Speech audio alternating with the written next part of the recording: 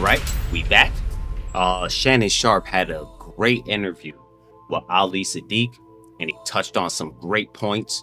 Bear with me in the beginning. There is going to be a little bit of prison talk, but I'm not trying to be here talking prison. But as a person who's been there are really some gems in this one right here. So you guys bear with me through a little bit of the beginning, and we gonna get active. So let's go. But take this, I know this ain't true. You made your celly sit down to pee? Hell yeah. For what? I'm praying on the floor. Can't have no urine splashes on the floor. I'm praying on the floor. Your cell, Shannon, this is the thing that prison made me understand this. Should the hood be dirty? No. The hood is supposed to be this dirty place with all these criminals and all that. Your community, wherever you are in this world, right, your community, it should be clean. Correct. For a mental state. Yes. Because prison is clean. Ain't nobody staying with no dirty celly. Very true. Very The number one thing we do is clean. My toilet's clean, my floor is clean, my cell is clean. Hold on.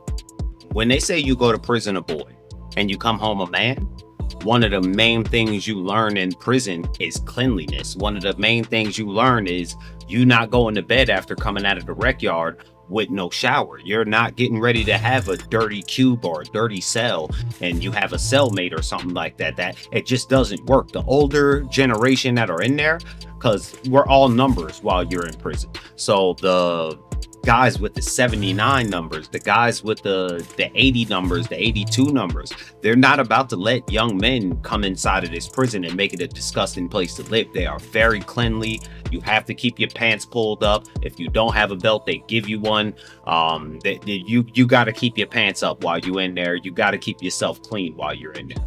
They don't play the non-cleanliness while you're in there. That is a fact. You ain't throwing no trash on the floor. That's in prison. So why wouldn't my neighborhood be clean? I challenge anybody in this world. Hey man, adopt a block. Right. In your neighborhood, adopt a block. You know what that consists of? You have to organize 4 cleanups a year. Give people t-shirts, fraternities and sororities and other organizations. Give people t-shirts and clean up the block and feed them lunch. Take care of the elderly. Don't let these have dilapidated houses. That's how you say that.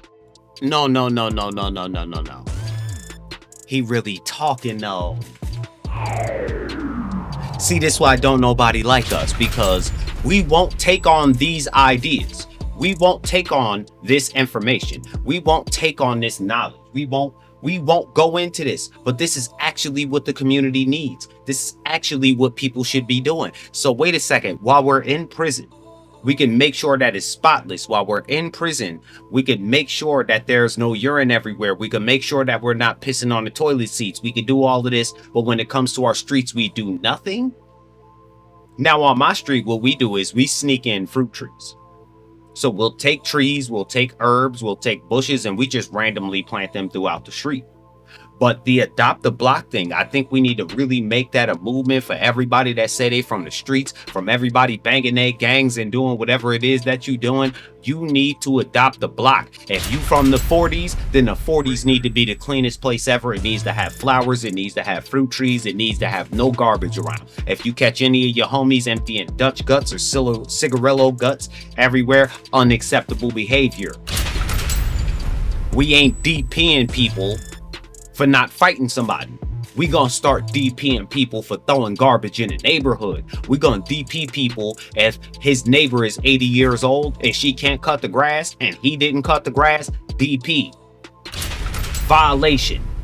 We giving out violations for the wrong reason. You dealing with a girl from the other side. Violation.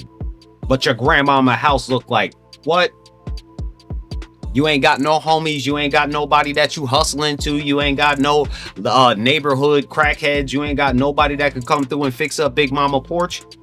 You ain't got nobody that could come through and do them steps for us for whatever you doing. You ain't got nobody that could come and clean the garbage up in the neighborhood.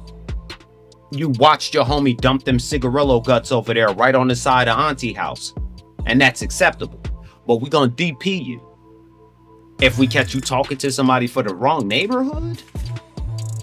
And this why don't nobody like us. Hey, word. And Dilapidated. Yep.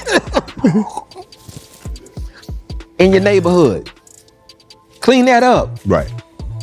You should the same hood that you claim so much, you should want to clean it. Right. That's all it takes. We're going to touch on some other parts of this interview later, but this was the main part that I wanted to touch on. I think that was such a great thing that he had right there, that we can actually start as a positive movement. Adopt a block. Adopt a block.